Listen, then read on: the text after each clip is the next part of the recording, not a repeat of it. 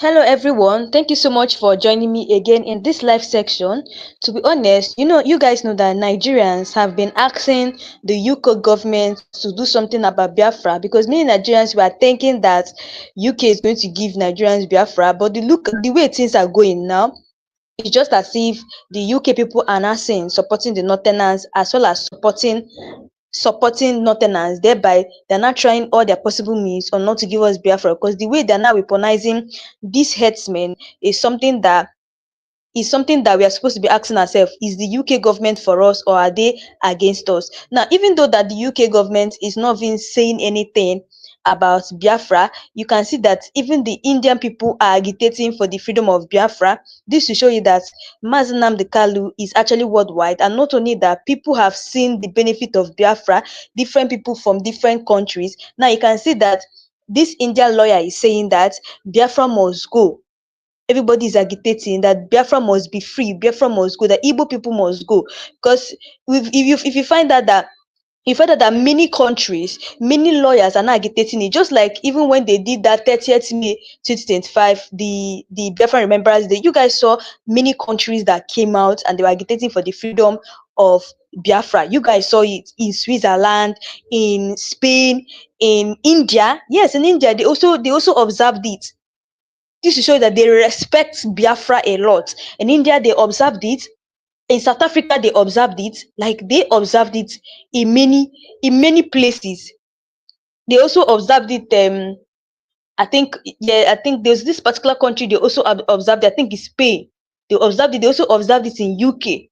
But this to show you that Biafra is worldwide and many people have started agitating from it. You guys even need to listen to what this Indian lawyer said about Biafra, that Biafra must go. Many people have started saying that if the Tinubu does not allow Biafra to happen, there's going to be war in Nigeria because the Igbo people are not happy concerning the way Mazi Nnamdi Kanu is in continuous detention. They are not happy because I've already seen that these people, what they want to do is they want to try and cage the Igbo people. Like, do you know what it means that the Igbo people have been slave for so long? They have been slave. We've been slaves for so long. So we want to go. Us staying in Nigeria means that nothing is going to work out for us because these people have actually that the thoughts they have this they have this fear of Igbo people. Yes, Nigeria has fear of Igbo people, and that's one thing is disturbing Nigeria. They have that fear that if an Igbo man takes over the country, that the Igbo man is going to divide Nigeria, the Igbo man is going to scatter Nigeria. So that phobia of Ndi Igbos, that is what Nigeria have, and that is what is actually destroying us. You guys even need to listen to what this Indian lawyer have to say, saying that Biafra must go. Guys, take a look at this video and I'll be right back. My brothers and sisters of IPOB, I bring greetings from Indian soil. The Bible says that the Lord is my strength and the victory comes from the Lord. Hallelujah. Amen. The wickedness of the injustice against the Biafran people and the critical analysis of the role of the Nigerian government and the international community.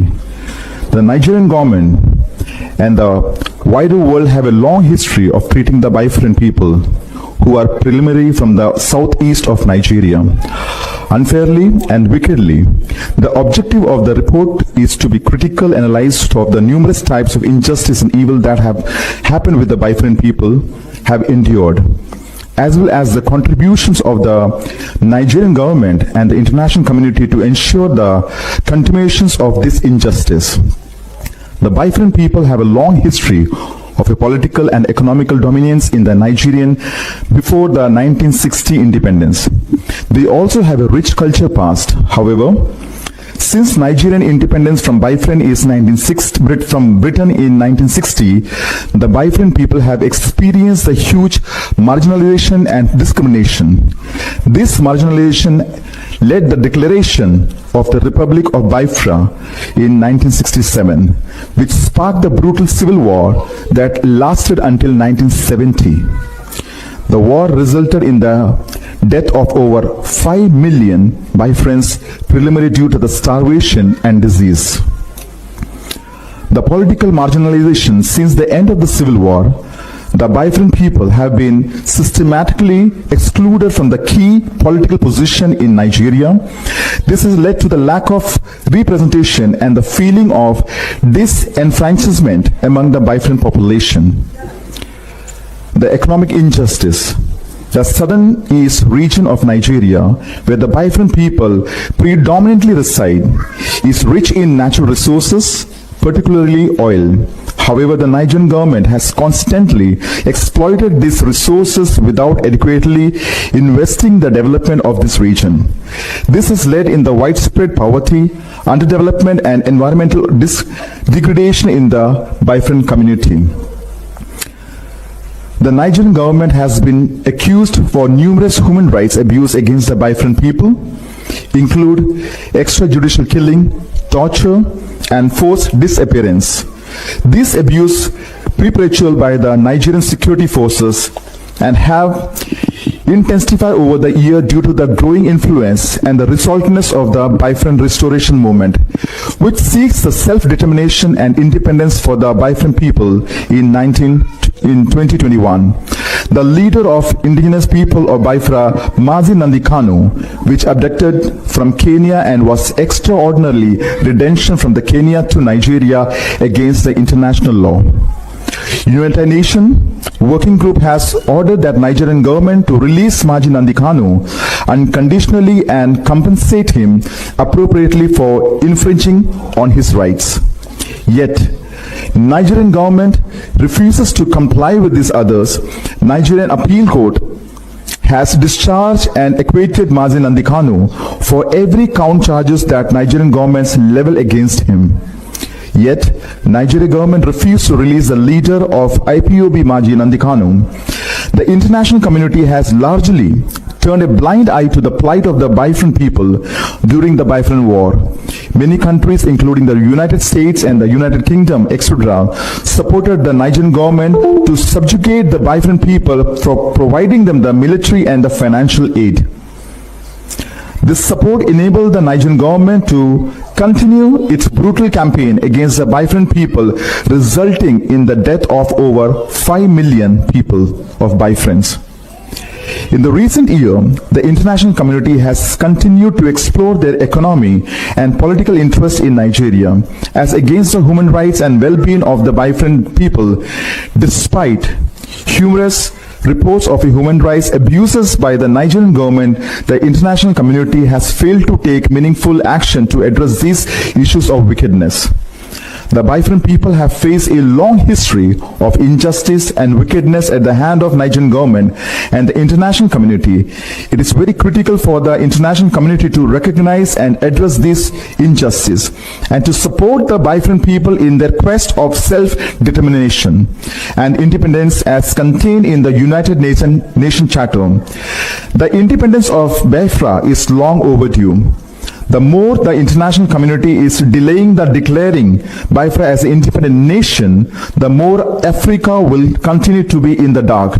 As Biafra is the light bearer of the African continent, all honest nations and NGOs who are the lovers of freedom, justice, should support this restoration of Biafra. As in the end, I want to say, as injustice to one is injustice to all. God bless. He's sitting in jail as we speak today.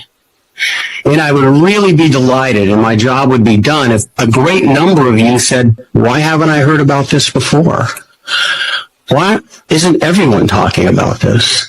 Why is this something that seems to only concern the Igbo people? Why don't we know about this injustice? Because I submit to you, there is no greater injustice right now on this planet than the continued unlawful incarceration of Nnamdi Kanu. Now, it's easy to say unlawful, and I'm a lawyer and I often say it. But in this case, we have not one, and not two, but three separate panels, judicial panels, that have said his arrest, his rendition, and his continued incarceration are absolutely illegal. Not because it's not a good idea, not because we don't like it, not because he's the leader of our people or the leader of the people that we favor. The Nigerian courts applying Nigerian law made that determination not once, but twice. You have two court judgments. It's so obvious that said he must be released immediately. He must be returned to his place of citizenship, which is Britain, and he must be paid 1 billion Naira or 500,000 Naira, depending on the court. The United Nations has looked at this case and determined that there are rampant, gross human rights violations, and they demand the immediate release. So Mazi Nnamdi Kanu represents, just as Nelson Mandela represented his people, Mazi Nnamdi Kanu represents over 50% more people, 42 million as opposed to 28 million. So how can we not move mountains, do everything in our power possible as human beings to free? Attack in the present Nigeria. Yes. Who is attacking them? The federal government is attacking them. Tell me more. Okay. The Southeast geopolitical zone was destabilized by Abuja. How? Well, it started with police stations being attacked. You go to some place like Imo State, they attack the police station. The military, this thing is that of Obinze, they are just minutes away. Other military formations are there. They sack the prison. Nobody will do anything. All over the east. Who was sacking the prisons, attacking the police stations? Those people who were organized to attack those police stations and prisons were releasing prisons. That was where it started. IPOB? No, I'm not saying IPOB. I said those thugs who were attacking were doing those. But the central point I'm making is that you can't have a government in place and they sack a police station today, no defense. They sack a second one tomorrow, no defense. They sack 10 police stations in the state, no defense. Chief Iluagbunam, this thing who was attacking the police stations? Is it IPOB? You asked me that question. I said, yes, no, sir. I don't attribute those attacks to them. The people who should have answered their question are the government functionaries who had the means and the wherewithal to counter those attacks. But that was leading to answering your question, the destabilization of the Southeast geopolitical zone. Okay. Now, when Buhari was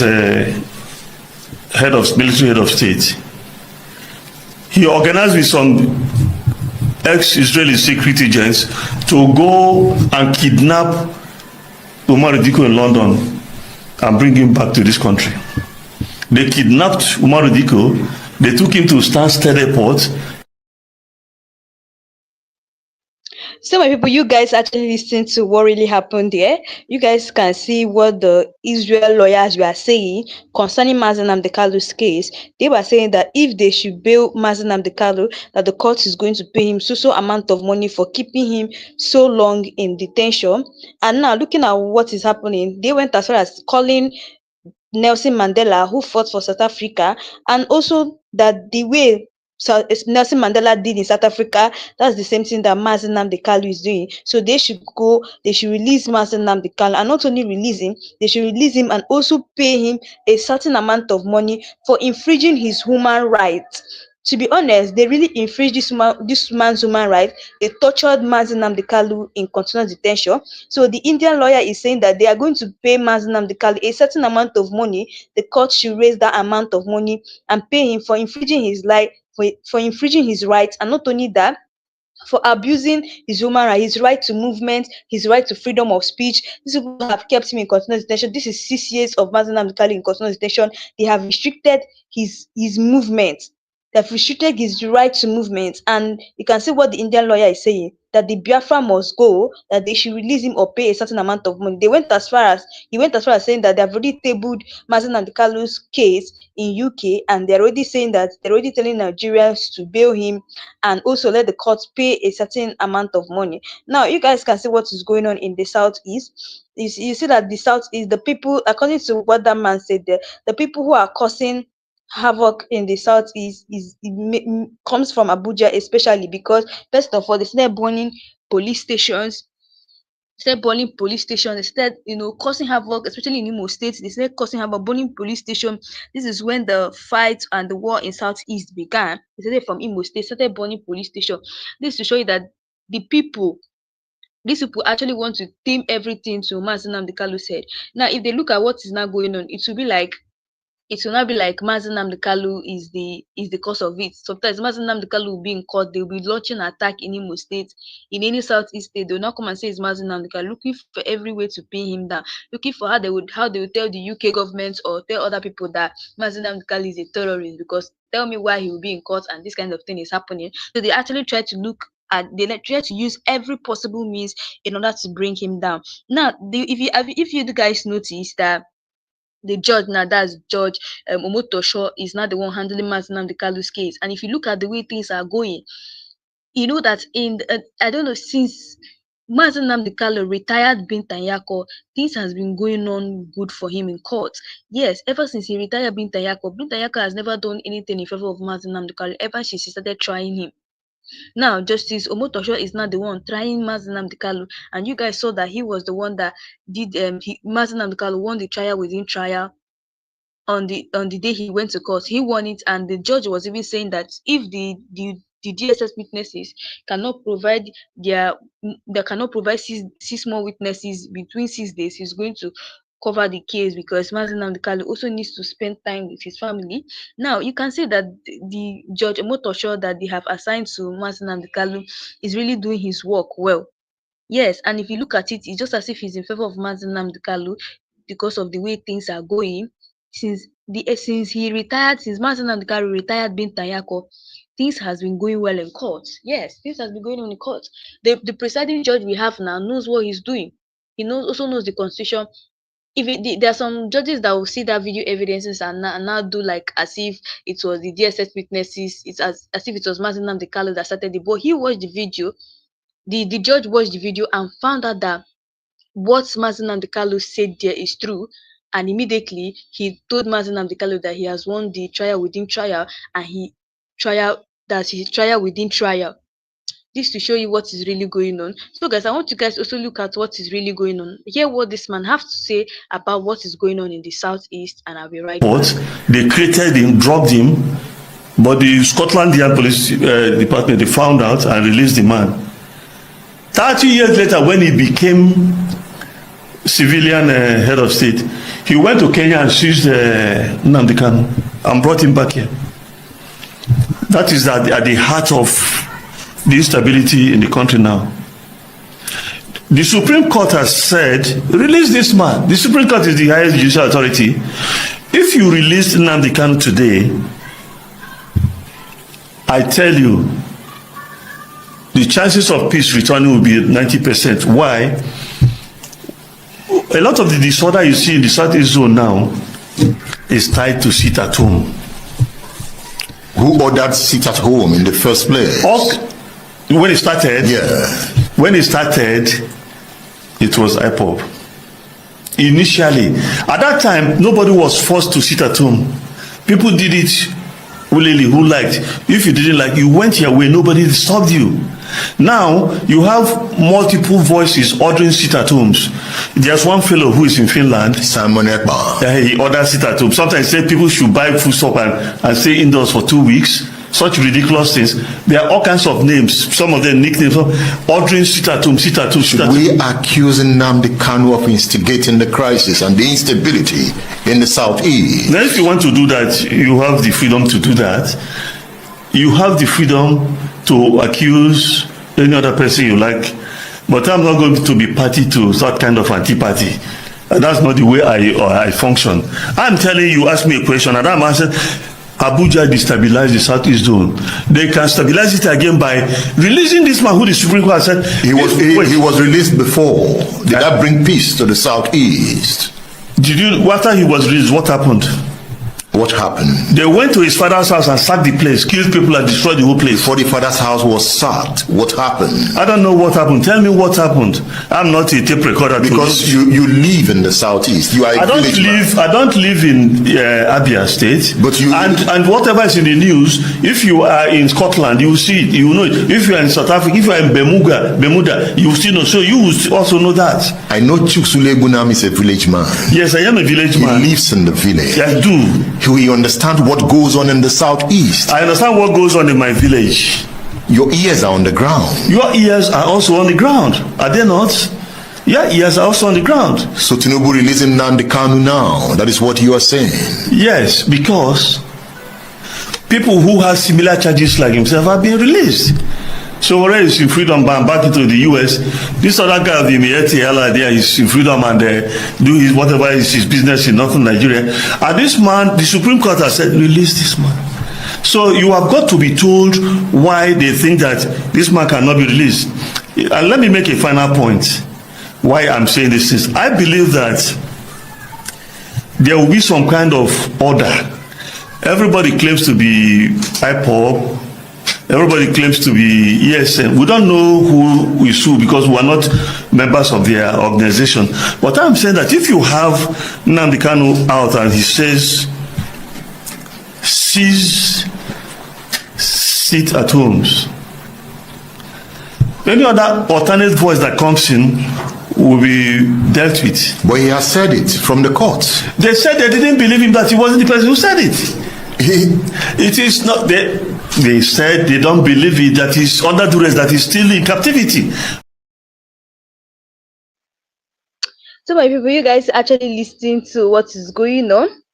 Like, to be honest, I won't lie to you guys. It's time for Mazi Nnamdi Kanu to be released. It is time for him to be released. It is time. That man has stayed in continuous detention for so long. Many people are not talking about him. Many people have been reacting to Mazi Nnamdi Kanu's detention as well as his court case. It's time for him to be released. They have done every investigation they did against Mazi Nnamdi Kanu. They have done everything. They found him with nothing. They went as far as they went as far as to search for informations in his room. They couldn't get any information. I don't know whether they were thinking that maybe probably Mazi Nnamdi Kanu was working for some political people, but no. And the more they keep keeping, the more this man is in continuous detention. It's just as if it's not a political case. It's not as if it's not a political when it's not. Just keep keeping him in detention. And like many people will tell you, even many Igbos are not coming to say that the reason why he's in continuous detention is because it's not just because he's an Igbo man, no. Because many people are reasoning that it's because he's an Igbo man. That's why no, it's not it. They see him as a threat, a big threat. That's one thing that the truth that people doesn't know. They see Mazi Nnamdi Kanu as a big threat to Nigeria. They see him as someone who is going to be capable to divide Nigeria. They see him as someone who is capable to expose all the evil in Nigeria. They see him as someone who is going to, in fact, all this position that these evil politicians are occupying is going to bring them down. So, when they see him as, and there's also seeing that he's not only agitating for his family. This man is not even talking about cars. He's not talking about money. He's not even talking about his family. He's talking about what he's really talking about is Nigeria. So they're saying that this man is a very strong man. He's a very stubborn man. So what are we going to do? We have to still keep him behind bars. We still have to cage him. That is the reason why you see he's not being released today. You have just found out that he's a strong man. Even the way he talks in court, you know that Mazi Nnamdi Kanu is not smiling. We see the way he talks in court. Anytime that they try to say something that he doesn't like, he immediately opposes them. Immediately, because he knows the constitution. He talks as if he has the spirit of Odumegwu in him. So you see, that's the reason why they still keep him in continuous detention. It's not just because he's an Igbo man, because they would have released him long time ago if they know that he's someone that they can bribe or someone they can give money to. If they can, they will just release him. But they found out that this man doesn't take money, and he has already sworn with his life that he must make Biafra to come to pass. That is the reason why you see, that's why you see that they're still keeping him in continuous detention. So guys, I want you guys to just listen to what this guy have to say about Mazi Nnamdi Kanu's case and Simon Ekpa's case. Like, if you take a look at what is going on in Nigeria now, this is the main reason why they don't want to release him, unlike the way they release Metu Alali, Sunday Igboha, and the rest. And now many Nigerians are even coming out to say that it's time for the government, that's Tinubu, to make let them do a peaceful dialogue. Many Nigerians, even like what this northern man said, not that senior advocate of Nigeria in Darini, what he said, he was like saying that they should do a peaceful dialogue. They can settle out of court. It's not everything that is court case. In this kind of case between Mazi Nnamdi Kanu, it has lingered. It has lingered so well. So they have to settle out of court. They should do it in a peaceful dialogue. Let them settle it out of court by bringing all the whole freedom agitators and ask them what they really want. So guys, I want you guys to listen to what this young man has to say, and I'll be right back. I used to hear my Igbo brother claiming the reason why Nnamdi Kanu is still being held in captive is because he's an Igbo man. Before I proceed on that, all my claim in this video, they are allegedly. When I know they can't control day. My Igbo brothers, those of you that think the reason why they are holding Nnamdi Kanu in captive till date is because he's an Igbo man, that is not true. I have 3 reasons why they are still holding Nnamdi Kanu, but those reasons are allegedly. Now, my number 1 reason is when Nnamdi Kanu was fighting for freedom, he was not just fighting for himself and his family. He was fighting for the whole Nigeria. He was opening a lot of Nigerian eyes to reality, making them to know the secrets of our oppressors. If it's that Nnamdi Kanu was fighting for himself and his tribe, he therefore not even pay attention. But Nnamdi Kanu was fighting for Yoruba, he was fighting for Middle Belt, he was fighting for Cross River, he was fighting for Edo, he was fighting for all tribes in Nigeria, apart from one particular tribe, where if you say, now them they hold us captive till date. And when he was doing all of that, they definitely know, say, if people don't even believe him then, in future, they go believe him. Now, waiting they happen, people don't they believe him. Ideology of Nnamdi Kanu, all of us don't they dance to him. So these people don't already see him since. That is why they hold him down. And they know if they release this man, it go cause more trouble. It go cause more eyes opening to a lot of people, to them. So that is why they are still holding him. That is my number 1 reason. Remember, allegedly. My second reason is because no matter what thing they do this man is not backing down. Negotiation, torture, whatsoever names, which name they never call him, is not still backing down. So he's a stubborn person. Now let me give one example. This guy, Sunday Igbo, was one of the people that are fighting for Yoruba nation too. But when hand touch and waiting happen, allegedly, maybe they don't negotiate with him now. He don't they dance to their tune. He doesn't care about Yoruba people anymore. Whether I like him or not, this man here did not care about Yoruba anymore because he cannot withstand the torture whether they give him a kukuma dance to their tune. Now there is a woman doing that work now. We be saying don't go far. We no be Sunday Igbo, but people think Sunday Igbo is the one pushing. No, Sunday Igbo is not pushing anything. There is a woman in Yoruba land that is pushing so hard to liberate Yoruba people from their oppressor. I no go call the woman name. The Yoruba we really know about Yoruba, know the woman why they talk about. But this woman have go far. But this guy here have retreated. He has surrendered, but pretending to still be working with Yoruba people. Allegedly. Now my third reason is due to some of my Igbo brothers. Some of my Igbo brothers are the reason why Nnamdi Kanu is still being held captive. And here's the reason why I said that. Now, many tribes don't fuck up for Igbo side many centuries ago or many years ago. And unknowingly to a lot of us, we did this century. And a lot of us, we did this century, now we can't know the reason why Nnamdi Kanu they fight. Now, a lot of us are ready to work with Igbo people, but a lot of Igbos are not helping the situation. The only way where Nnamdi Kanu can be released easily is if many tribes start coming together and start pushing for his release. But as long as say now some group of people they fight for his release, they won't release him. Even many Igbos are not fighting for his release. Many Igbos are just making money for his capture. If he says some of my Igbo brothers can just forget about history, let's come together, work on how they go release that man. Therefore don't release him.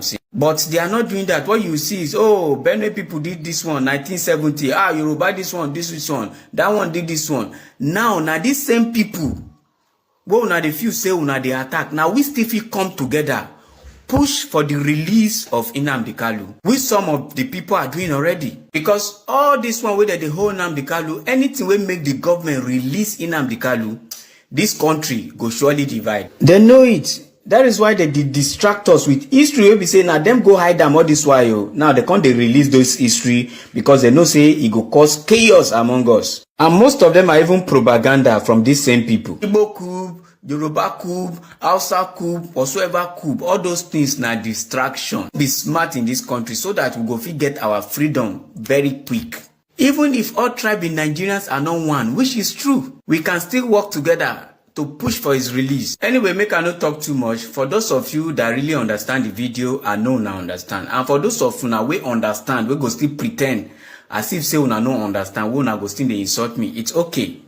But the reality is, anything where they go on for Nigeria right now, everybody they partake from them. And without us coming together to fight the common enemy, we cannot achieve it. And our leaders' greatest joy is to see us being divided and fighting ourselves instead of them. Anyway, share your thoughts on the comment section responsibly, and for those that love to cry, cry responsibly on the comment section. Thank you.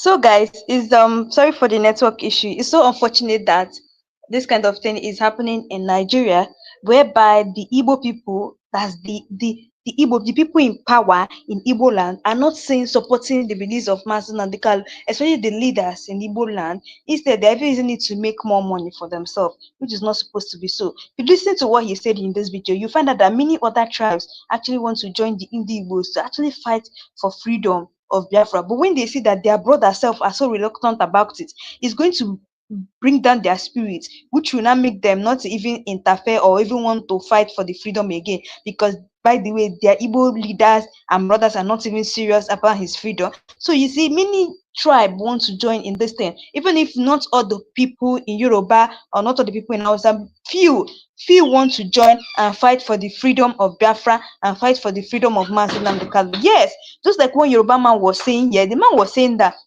if Igbo divide today, he's going to follow the Igbo people. He knows why he said it. He went as well as telling us things that we don't even know about the Igbo people.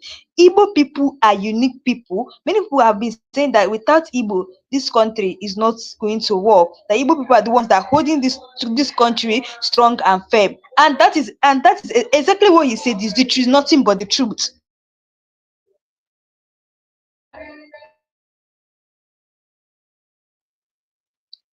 Exactly what he said is nothing but the truth. Like, it's only Igbo people that is holding this country called Nigeria. That is the reason why you see anytime that anytime you see Igbo people, anytime all these other tribe hear Igbo people on their name, it's very hard for them to say, it's very hard for themselves to like Igbo people. It's hard for them to put Igbo people in a better position. That is why you see many people are running away from army. They were running away from army. Many Igbo youths were running away from army because if this so-called country, Nigeria, couldn't give us something that, or that it couldn't give us a better position for us to enjoy, is it now army that they're going to put us in so that they will buy all of us there? Like, does it really make sense? No, that there was Barrister Darlington was saying that. Barrister Darlington was saying that why will you even expect Igbo people to join army if it's you that they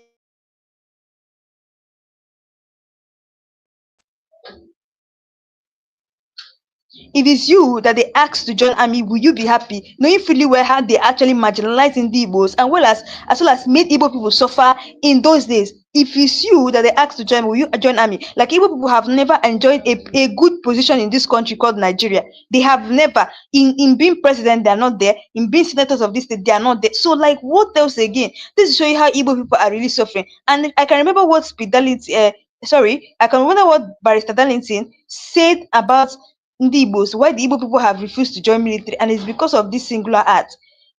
It's time. It's time for them to release Mazi Nnamdi Kanu. If they feel that they cannot be able to,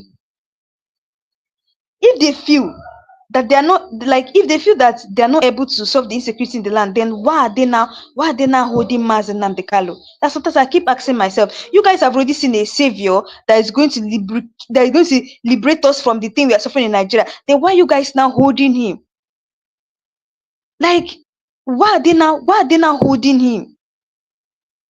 If they feel that, okay, they cannot solve the insecurity, just like Barrister Danity was saying that, even once one soldier was saying that if Bola Tinubu should resign lot of people, they should resign a lot of people in that particular position. If they know they cannot fight insecurity, they should resign them and let the people who can fight insecurity come to power. There are many people who are in that seat today that cannot fight insecurity. They're just there. They're just there for their own selfish interest. Why don't you just resign them? You guys already know, okay, the man that is able to liberate Nigeria. So why is our president still holding him in detention? Many Nigerians have been saying that the president has power to release him, but he knows why he's still keeping him in continuous detention. He knows why. He knows why they're still keeping him in continuous detention till now. And many Igbos are now saying that enough is enough. Mazi Nnamdi Kanu is going to be released, whether they like it or not. He's going to be released. You guys even need to even hear what Barrister Darlington was saying about these Fulani terrorists, as well as what all these people in power are doing. They're not doing anything. They are just there for their selfish own interest. Guys, take a look at what Mr. Darlington have to say, and I'll be right back. Esther, for how many years now? They gave Nigerian leadership names of those who sponsoring terrorism in Nigeria. This defense chief did not see, he didn't hear, he didn't. Why can't you say, Mr. President, at least make effort on your own instead of blaming everybody?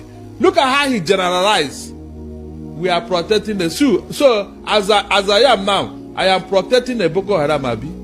Because he made a general statement just to cover their incompetence. Is that man not supposed to call out those who are behind the so-called protection of Boko Haram? If he's serious about himself. Look at how he said Nigerians. Who are the Nigerians? These same Nigerians that are running and hiding from Boko Haram, they are the one protecting them, Abi. It's a shame. I've told you here, we don't have a military again. We used to have one before. Now they have now become politicians. Look at how the man was talking. Very, very cleverly. He was trying to blame ordinary Nigerians that are dying under the jackboot of Boko Haram instead of blaming the authorities. I will forever respect that other man that died in helicopter crash. Yes, that Bafarawa. A very blunt human being who wanted to do the job. Somehow he died mysteriously. He didn't die mysteriously. It was a helicopter crash. Are you serious? What did the probe come out with? Esther, what did the probe come out with? Can you tell me? You remember what that man said at the National Assembly when they invited him? I remember what he did. The few months he was there. And this one now is speaking grammar. You are protecting this and that. If we fail, look at just trying to gaslight him. So guys, you guys heard what Barrister Darlington said. To be honest, these people are trying to cover up for the insecurity that is happening in Nigeria. But if they cannot handle the job, if they cannot handle the reason why they put them in that particular position, why don't they just resign and let them appoint a new person, or let them release someone who is able to do this? Many Nigerians have been calling Bola Tinubu out, saying that we only have one savior that is going to liberate Nigeria. We need a revolution now. Why don't you guys just release Mazi Nnamdi Kanu? Why don't you guys? If you notice that in the southeast, there's lesser insecurity, and I feel the reason because of that is because of Mazi Nnamdi Kanu. Those people are afraid of Mazi Nnamdi, and there's no time that Mazi Nnamdi Kanu ever accepted them. There is no time. He was always against them. He was always fighting them. He was always pushing them away. Even his broadcast alone, if you see when Mazi Nnamdi Kanu is talking about terrorists, that's his broadcast alone is even going to make them to even run away from the southeast. But you see the northerners, they accepted them, they welcomed them, they accommodated them. So that is the reason why you see all these things is happening in the northern side. So all this, you see why the insecurity in the northern side is so much. So many people are saying that they should release Mazi Nnamdi Kanu so he will be able to fight insecurity. And let me tell you one thing. So I'm going to, and let me actually shock you guys. Like there was this, I don't know if you guys were following my last live. There was this thing that really happened about this man who came out and was saying that, okay, Benue governor, he came out and was saying that the insecurities that is happening in Nigeria is associated with the politicians in Abuja. This is what he said. He said National Assembly members responsible for Benue attack. This is Ali Hyacinth, the governor of Benue State. Now, I had to just remember this thing. Now, I'm trying to link this thing to what is going on in Nigeria now. He said that it is the people in power in Abuja that is causing the insecurity. Now, tell me why the reason why the Fulani headers, the terrorists will be afraid of our leaders. Just tell me one reason why they'll be afraid of our leaders. Since they already know that the leaders are the ones sponsoring them, not only that, giving them food, giving them shelters, giving them weaponizing them more. So tell me why they will be afraid of people like our president. They can't. Let me tell you the honest truth. These terrorists, they're not afraid of our president. They're not afraid of our military. They're not afraid of anybody in power, whosoever you are. Let me tell you, only one person they're afraid of. Hey, they're only afraid of Mazi Nnamdi Kanu. I'm not capping with you guys. This is the exact truth. They are only afraid of him because they feel that these people they feel that the people in power have already linked themselves up with them. This is a confession coming from Benue State Governor. National Assembly members are responsible for Benue attacks. He went as far as telling us that it was these Abuja politicians that are associated with it, that they used to weaponize them and shelter them. There was this video I saw online where the helicopter was giving guns and weapons to Fulani terrorists in the bush, and they were with their bikes in it. It's not a clear evidence that the people who are attacking us, our enemies, are within us. Our enemies are people we call our leaders. Our enemies are people we say this is our own leader. He's going to protect us. If the Fulani terrorists can actually burn Bronu military barrack where army full. If they can actually come there and attack, then what is the people in power? A whole military barrack, they attacked it. They didn't even say they caught one person. The military people were not telling us they caught one person. It's not enough evidence that Nigeria is finished. Military barrack where we say thousands of soldiers full. They could not catch a particular terrorist and say, okay, we'll catch one. No, they could not catch at all. They went as far as, like, this military even opened mouth and told us that they even scattered away with their weapons. Hey, Nigeria is finished. They even scattered away with their weapons. Isn't then if they can attack a whole barrack, then who is now the president? Who are the senators? By the way, according to rumors that have been flying, even from what this Benue State governor is saying, it is the people in power that are sponsoring them. That means our enemies are within. Our enemies are within. There have even been rumors flying that our vice president self is one of the leaders of this terrorist group. This is what is coming out from governor of Benue State. This is what he said. He said Benue State Governor Hyacinth Ali has accused prominent politicians based in Abuja and the National Assembly of orchestrating and sustaining violent attacks in the state by supporting those responsible for the ongoing crisis. Governor Ali claimed during an appearance of Politics Today, a program aired on Channels Television on Friday, he described the situation in Benue as deeply troubling and suggested that while these politicians pursue personal interest, he remains focused on defending the lives and welfare of ordinary citizens. I think the reason why he came out to make this deep revelation to us is because of what happened in Benue State. There was a lot of massacre that happened in Benue State, touching one. So I think that's why he came out to make this thing. I think this time around, this thing don't touch him. So that's why he came out to tell us that the people who are attacking Nigerians are the politicians in Abuja. Now, this is what he kept us saying. He was like, it is very unsettling. He said, top politicians active in Abuja and the National Assembly are not just instigating this attack, they are sheltering the predators feeding them in the bushes, and supplying them with equipment. This is extremely unacceptable. Now, this is just an evidence of what the Benue State governor said about the politicians in Abuja. And all I can say is, wow, it's not a shocking news. It's not surprising, because you will be hearing rumors. We'll be hearing rumors that we know the people who are funding these terrorists. We know the people who are giving them equipment and weapons. I saw a training video online of where a Nigerian soldier was seen lamenting that we are going back to our houses, please. We cannot fight these Fulani terrorists. How can the Nigerian government give us little weapons? And these Fulani terrorists are carrying 10 times the weapon we are carrying. And they are like, we are going back home. We cannot fight again. We still have blood running in our vein. We are human beings. We still have blood running in our vein. And no, when I looked at that video, I was like, this is Nigeria. This is Nigeria for you. They know that these Fulani terrorists are carrying more than that. Even if our Nigerian soldiers are carrying a normal weapon, those ones will be carrying times 10 of it. It's not the duty of the Nigerian government to provide the Nigerian soldiers with those so that they're able to fight more, so they're able to defend themselves. When I saw that video, the Nigerian soldier was complaining, saying that all of them are going back home. They gotta stay with their family. That is still blood that is running in their vein. That they cannot stay here with this, be fighting these Fulani terrorists that are coming with 10 times the weapon they are with. So just take a look at what the governor of Benue State is saying. He's saying that these Abuja and National Assembly politicians are not only instigating these attacks that is happening in Nigeria, they're also sheltering these people, feeding them in the bush, and supplying them with equipment, which is extremely unacceptable. He continued and said, if these people don't value the lives of our citizens and are only fighting for their political relevance, then I will stand with the common people. It is both my duty and my right to protect them. This was when he was not saying that he's not going to take this nonsense again. If the people in power are fighting for their relevance in politics, he's going to stand with the common people. That's the people who don't have hope.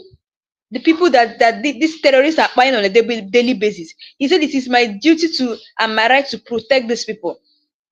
When his speech is actually very nice, because finally the governor have had to understand that his duty as the governor is to stand and defend his own people.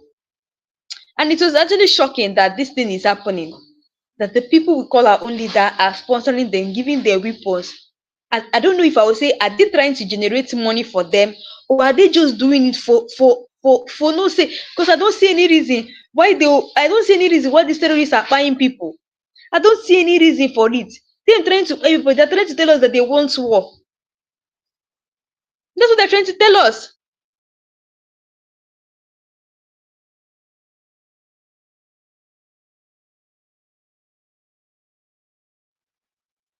That's what they're trying to tell us. They're trying to tell us that this is what they want in Nigeria, which is totally unacceptable. We are tired of the way these people are buying people, and we need a revolution. We need Mazi Nnamdi Kanu to be released.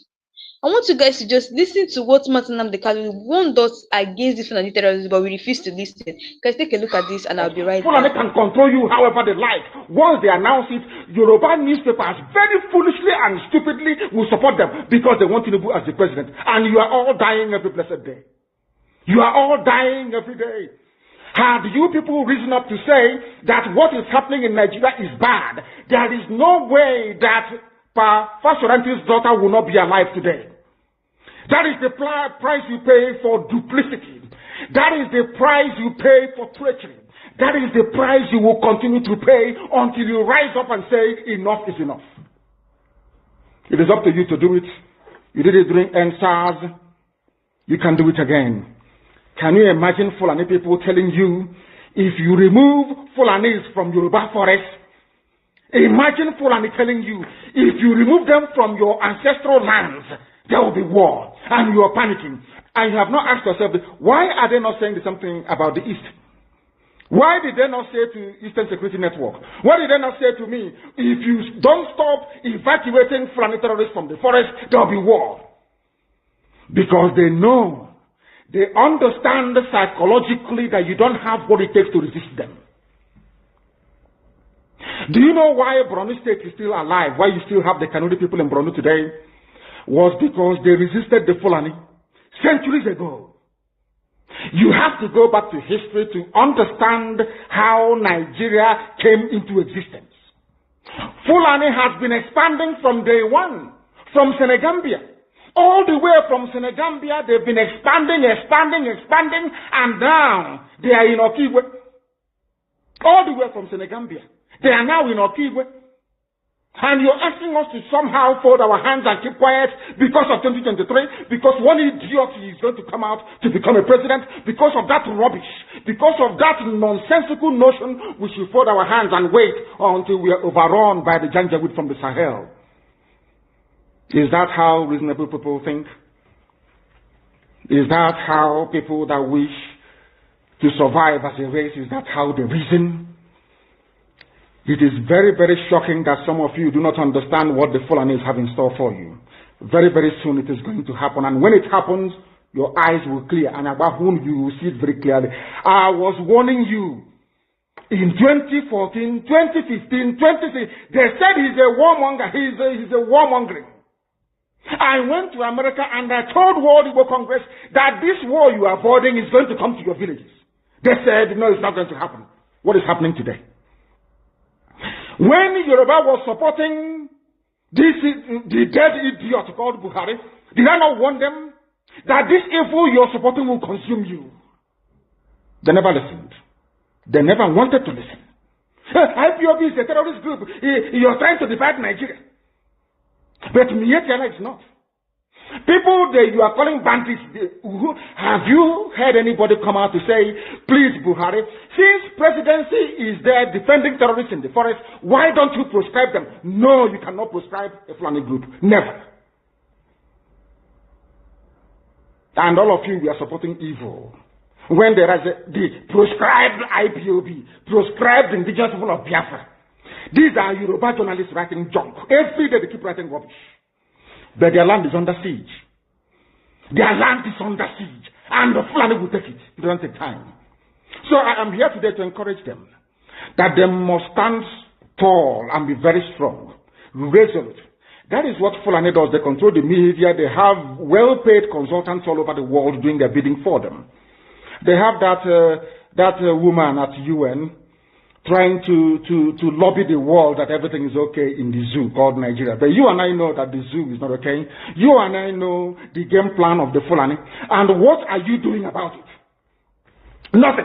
Every day you read, you lament, you complain. Every day you read, you lament. And that's all you do. That is all you do. You read, you lament, you complain. You do nothing about it. Your lives are being taken away from you. Your forests are being occupied. Your mothers are being raped. Your daughters are being abducted. And the whole national government, presidency, is supporting such people.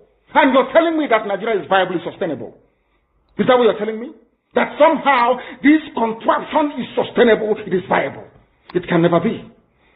Because the more you stay in one Nigeria, the more you are inviting the Fulani to take over your ancestral lands, take over your villages, and to make life a misery for you. That is the end game. That is the outcome. If you doubt me, go and do a bit of research. Ask yourself, who are the Hausa people? Who are the Nupe people? Who are the Bachama people? All of these people were steamrolled by the Fulani march to the Atlantic Ocean. And now they're in Yoruba land. They're in their forest. They are in their forest. And who is going to drive them away from there? It's not the Yoruba youths. Forget about your useless governors. Your elders are very strong. I love Yoruba elders. The way they behave, the way they talk. Very, very strong. They say they support Akeredolu. This is the governor of Ondo State. They support him in what he's doing. People must come out to say that enough is enough. When you travel to the north, do you live in the forest in the north? The Igbo people in Sabongeri in Kanu. Are they living of course it's Hausa land, are they living in the forest? They came to the town, they work very hard, they build houses, they build mansions, they develop the entire place. Is that not what they do? What are Fulani people doing in our forest? Nobody can answer that question. They say that they're pastoralists. I want some of you who have had your breakfast this morning, please go to your fridge or go to where you keep your beverages and you will see pig milk. Pig. Some of us were raised on pig milk. For how many years now? And you keep asking yourself, what is pig milk? Pig milk is mineral. The same milk that the cows produce in Holland can be produced in the zoo. Tell me the country in the world aspiring to be a member of the UN Security Council where you move cattle from place to place. Are you people well at all? You so-called Nigerians, are you normal in the brain? I'm asking you a simple question. Show me a country that aspires to be in the 21st century moving cattle from place to place. Tell me they're grazing. Which country is that? Please tell me. All of you don't have any shame. When you have people, an entire presidency coming out to defend a very primitive, archaic agricultural practice, then you know you embrace serious mess. You are in one almighty trouble, I'm telling you. People are in a mess. The Holland that you get your pig milk from, do they move cattle from Rotterdam to Amsterdam? I'm asking you a simple question. But they produce the pig milk that you're drinking every blessed day. Why can't Fulani produce pig milk in Sokoto? Why can't they produce carnation milk in Kanu? They have the cattle. Before the white man came, did you see any Fulani in your forest? All these people talking rubbish about movement of cattle and movement of... I'm asking you, before Britain came and handed over Nigeria to Fulani, ask your grandfathers, please, or your grandmothers. Ask them.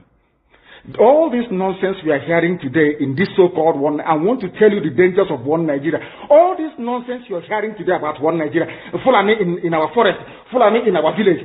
Before the white man came, did you see Fulani moving their cattle all over the place? Did we not have meat to eat? They will answer these questions for you.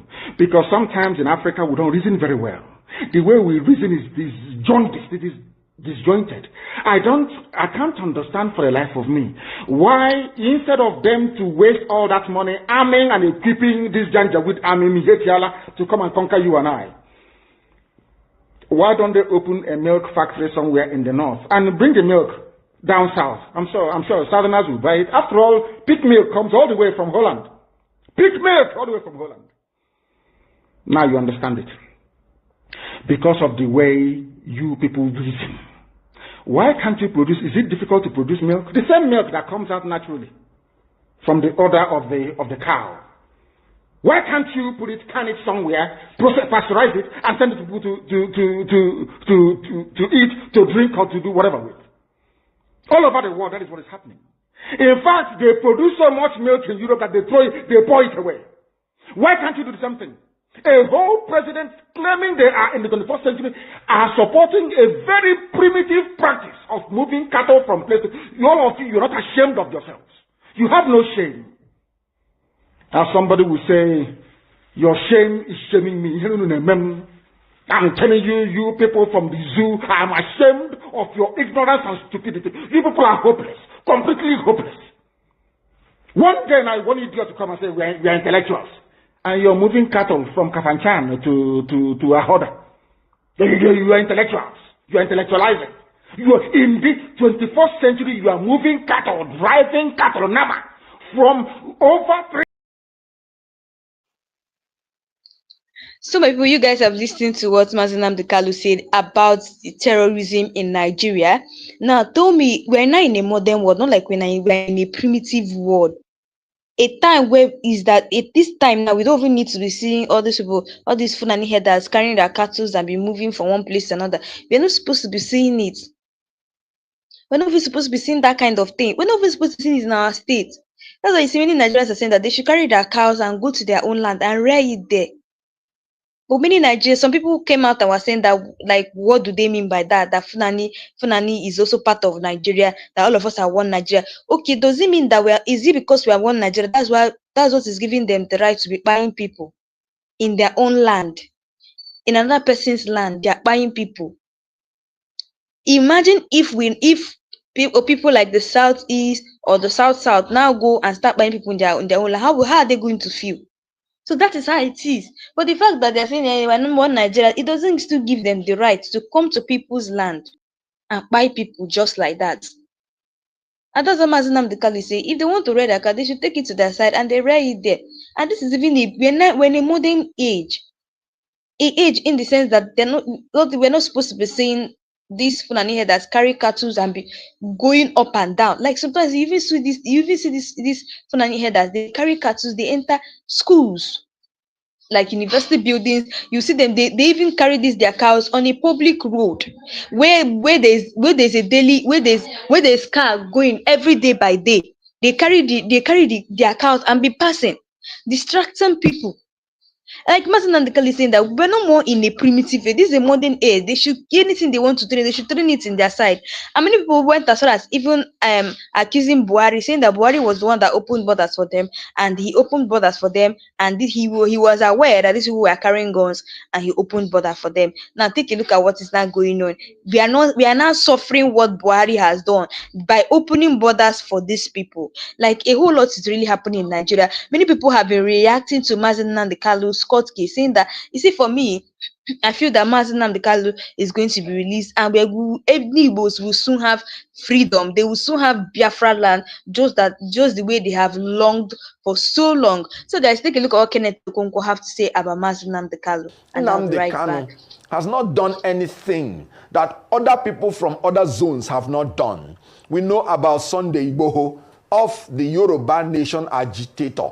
We know of the Boko Haram people that say they want a different country where Western education is an abomination. These people have been released. Not just that they have been released. In the case of Boko Haram, they've been re-assimilated to the society, given plum jobs, even in our military. They've been given money and been resuscitated, reconciled, and rehabilitated. Why is Nnamdi Kanu's case different? There is an ethnic and some unnecessary bias that is keeping that man in jail. The government should be wise enough to release this man. You can use the Julian Assange option. If you don't want to say you are losing face, you can release him conditionally. You can release him unconditionally. As a lawyer, I've watched the legal issues very clearly. And I saw that even in the courts, from the High Court to the Supreme Court, there are discordant tones amongst them. Even in the issue of bail, some of the tier of the courts are granted him bail. Even in the issue of the charges, some tier of the court had quashed all the charges. So you can see that the government has a lot of places it can stand to release the young man and bring peace to the southeast. He is now more like a political prisoner. I tell you something. The longer Nnamdi Kanu is in prison, the taller he becomes, and the shorter the government becomes. They should take the intelligent way out of this and release him like they did to other people. Rehabilitate him and reconcile him as they are reconciling Southeast completely to the nation.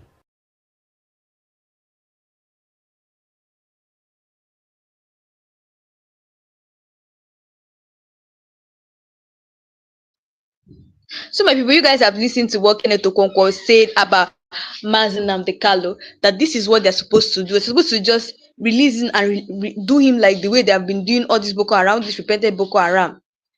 That's what they're supposed to do to Mazi Nnamdi. They've released all the people who are committing major crimes in Nigeria, like major things, worst things. They've released them. So why is Mazi Nnamdi Kanu not being released? Many people have been asking, will Mazi Nnamdi Kanu's release bring peace in the southeast? Yes, I'm definitely sure that it's going to bring peace in the southeast. If he's being released, there's going to be peace. So guys, let me know your thoughts below. What do you really think about what is going on, especially about this Mazi Nnamdi Kanu case, and what the Indian lawyer said, as well as many Nigerians are saying about Mazi Nnamdi Kanu, that they should release Mazi Nnamdi Kanu and pay him a big sum of money for infringement of rights and movement. That is what they are saying. So guys, let me know your thoughts below. And also, if you know you're new to this channel, please don't forget to click the subscribe button, like and share. And also don't forget that Mazi Nnamdi Kanu is going to be in Abuja High Court on 13th June 2025. Don't forget. And also, I'll be giving you guys hints and updates of what is going on about Mazi Nnamdi Kanu's court case. So guys, see you guys in my next live section.